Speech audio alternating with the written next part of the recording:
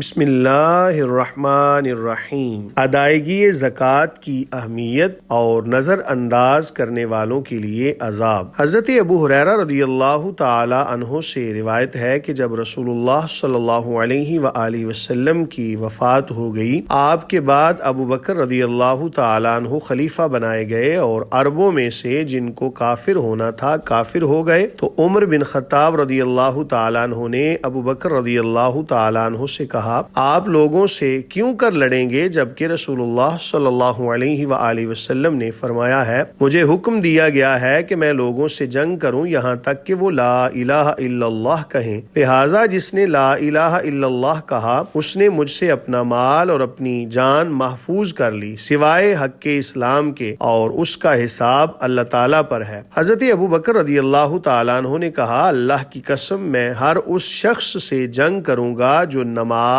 اور زکوٰۃ کے درمیان تفریق کرے گا، اس لیے کہ زکوٰۃ مال کا حق ہے۔ قسم اللہ کی، یہ لوگ جس قدر رسول اللہ صلی اللہ علیہ وآلہ وسلم کو دیتے تھے، اگر اس میں سے اونٹ کے پاؤں باندھنے کی ایک رسی بھی نہیں دی تو میں ان سے جنگ کروں گا۔ حضرت عمر بن خطاب رضی اللہ تعالیٰ عنہ کہتے ہیں، اللہ کی قسم اس کے سوا کچھ نہ تھا کہ میں نے سمجھا کہ اللہ تعالیٰ نے ابو بکر رضی اللہ تعالیٰ عنہ کا سینہ جنگ کے لیے کھول دیا ہے، اور اس وقت میں نے جانا کہ یہی حق ہے۔ حضرت ابو سعید خدری رضی اللہ تعالیٰ عنہ کہتے ہیں کہ رسول اللہ صلی اللہ علیہ وآلہ وسلم نے فرمایا، 5 اونٹوں سے کم میں زکوٰۃ نہیں ہے، 5 اوقیہ سے کم چاندی میں زکوٰۃ نہیں ہے، اور نہ 5 وسق سے کم غلے اور پھلوں میں زکوٰۃ ہے۔ حضرت عبداللہ بن عمرو رضی اللہ تعالی عنہ سے روایت ہے کہ ایک عورت رسول اللہ صلی اللہ علیہ وآلہ وسلم کی خدمت میں حاضر ہوئی، اس کے ساتھ اس کی ایک بچی تھی، اس بچی کے ہاتھ میں سونے کے 2 موٹے موٹے کنگن تھے۔ آپ صلی اللہ علیہ وآلہ وسلم نے اس سے پوچھا، کیا تم ان کی زکوٰۃ دیتی ہو؟ اس نے کہا نہیں۔ آپ صلی اللہ علیہ وآلہ وسلم نے فرمایا، کیا تمہیں یہ اچھا لگے گا کہ قیامت کے روز اللہ تعالیٰ تمہیں آگ کے 2 کنگن ان کے بدلے میں پہنائے؟ حضرت عبداللہ بن عمرو بن عاص رضی اللہ تعالیٰ عنہ کہتے ہیں کہ اس عورت نے دونوں کنگن اتار کر انہیں رسول اللہ صلی اللہ علیہ وآلہ وسلم کے سامنے ڈال دیے اور بولی، یہ اللہ اور اس کے رسول صلی اللہ علیہ وآلہ وسلم کے لیے ہیں۔ حضرت ام المومنین ام سلمہ رضی اللہ تعالی عنہا کہتی ہیں کہ سونے کے اوضاح پہنا کرتی تھیں، میں نے عرض کیا، اللہ کے رسول صلی اللہ علیہ وآلہ وسلم کیا یہ کنز ہے؟ آپ صلی اللہ علیہ وآلہ وسلم نے فرمایا، جو مال اتنا ہو جائے کہ اس کی زکوٰۃ دی جائے پھر اس کی زکوٰۃ ادا کر دی جائے وہ کنز نہیں ہے۔ حضرت عبداللہ بن شداد بن الحاد رضی اللہ تعالی عنہ کہتے ہیں کہ ہم لوگ ام المومنین عائشہ رضی اللہ تعالی عنہا کے پاس گئے، وہ کہنے لگیں، میرے پاس رسول اللہ صلی اللہ علیہ وآلہ وسلم آئے، آپ صلی اللہ علیہ وآلہ وسلم نے میرے ہاتھ میں چاندی کی کچھ انگوٹھیاں دیکھیں اور فرمایا، عائشہ رضی اللہ تعالی عنہا یہ کیا ہے؟ میں نے عرض کیا، میں نے انہیں اس لیے بنوایا ہے کہ میں آپ کے لیے بناؤ سنگار کروں۔ آپ صلی اللہ علیہ وآلہ وسلم نے پوچھا، کیا تم ان کی زکوٰۃ ادا کرتی ہو؟ میں نے کہا نہیں، یا جو کچھ اللہ کو منظور تھا کہا۔ آپ صلی اللہ علیہ وآلہ وسلم نے فرمایا، یہ تمہیں جہنم میں لے جانے کے لیے کافی ہیں۔ حضرت حماد رضی اللہ تعالیٰ عنہ کہتے ہیں، میں نے ثمامہ بن عبداللہ بن انس رضی اللہ تعالی عنہم سے ایک کتاب لی، وہ کہتے تھے کہ ابو بکر رضی اللہ تعالیٰ عنہ نے انس رضی اللہ تعالیٰ عنہ کے لیے لکھی تھی، اس پر رسول اللہ صلی اللہ علیہ وآلہ وسلم کی مہر لگی ہوئی تھی۔ جب آپ نے انہیں صدقہ وصول کرنے کے لیے بھیجا تھا تو یہ کتاب انہیں لکھ کر دی تھی، اس میں یہ عبارت لکھی تھی، یہ فرض زکوٰۃ کا بیان ہے جو رسول اللہ صلی اللہ علیہ وآلہ وسلم نے مسلمانوں پر مقرر فرمائی ہے، اور جس کا حکم اللہ تعالیٰ نے اپنے نبی اکرم صلی اللہ علیہ وآلہ وسلم کو دیا ہے، لہٰذا جس مسلمان سے اس کے مطابق زکوٰۃ طلب کی جائے وہ اسے ادا کرے، اور جس سے اس سے زائد طلب کی جائے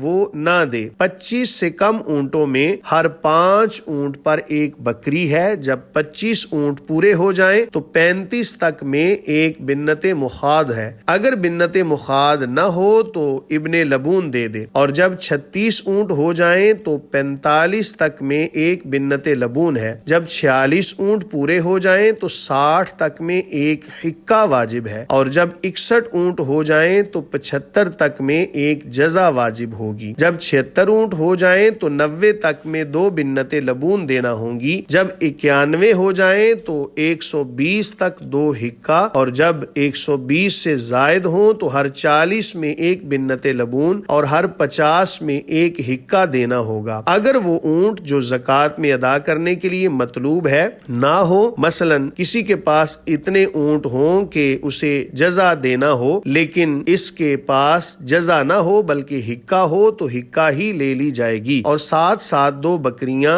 یا 20 درہم بھی دے دے۔ یا اسی طرح کسی کے پاس اتنے اونٹ ہوں کہ ان میں حقہ دینا ہو لیکن اس کے پاس حقہ نہ ہو بلکہ جزا ہو تو اس کے جزا ہی قبول کر لی جائے گی۔ البتہ اب اسے عامل یعنی زکوٰۃ وصول کرنے والا 20 درہم یا 2 بکریاں لوٹائے گا۔ اسی طرح سے کسی کے پاس اتنے اونٹ ہوں کہ ان میں حقہ دینا ہو لیکن اس کے پاس حقہ کی بجائے بنت لبون ہو تو بنت لبون ہی اس سے قبول کر لی جائے گی۔ حضرت ابو داود علیہ الرحمہ کہتے ہیں، میں موسیٰ سے حسب منشا اس عبارت سے وَيَجْعَلُ مَعَهَا شَاتَيْنِ إِنْ اسْتَيْسَرَتَا لَهُ أَوْ 20 درہمًا سے لے کر وَمَنْ بَلَغَتْ عِنْدَهُ صَدَقَةٌ بِنَّةُ لَبُونٍ وَلَيْسَ عِنْدَهُ إِلَّا حِقَّةٌ فَإِنَّهَا تُقْبَلُ مِنْهُ تک اچھی طرح ضبط نہ کر سکا۔ پھر آگے مجھے اچھی طرح یاد ہے، یعنی اگر اسے میسر ہو تو اس سے 2 بکریاں یا 20 درہم واپس لے لیں گے۔ اگر کسی کے پاس اتنے اونٹ ہوں جن میں بنت لبون واجب ہوتا ہو اور بنت لبون کے بجائے اس کے پاس حقہ ہو تو حقہ ہی اس سے قبول کر لیا جائے گا، اور زکوٰۃ وصول کرنے والا اسے 20 درہم یا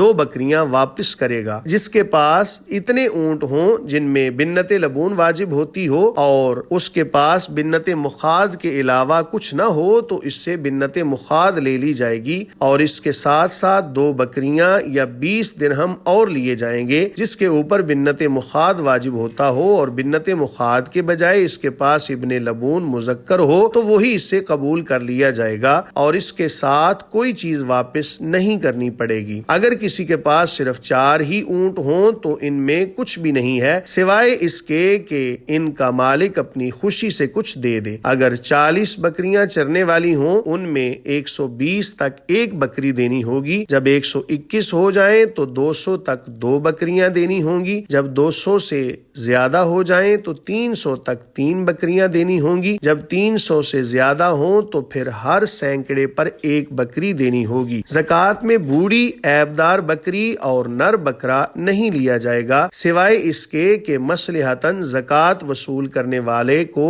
نر بکرا لینا منظور ہو۔ اسی طرح زکوٰۃ کے خوف سے متفرق مال جمع نہیں کیا جائے گا اور نہ جمع مال متفرق کیا جائے گا، اور جو نصاب 2 آدمیوں میں مشترک ہو تو ایک دوسرے پر برابر کا حصہ لگا کر لیں گے۔ اگر چرنے والی بکریاں 40 سے کم ہوں تو ان میں کچھ بھی نہیں ہے سوائے اس کے کہ مالک چاہے تو اپنی مرضی سے کچھ دے دے، اور چاندی میں 40واں حصہ دیا جائے گا، البتہ اگر وہ صرف 190 درہم ہو تو اس میں کچھ بھی واجب نہیں سوائے اس کے کہ مالک کچھ دینا چاہے۔ اللہ تعالی ہمیں نبی کریم صلی اللہ علیہ وآلہ وسلم کی سنتوں پر عمل کرنے کی توفیق عطا فرمائے، آمین۔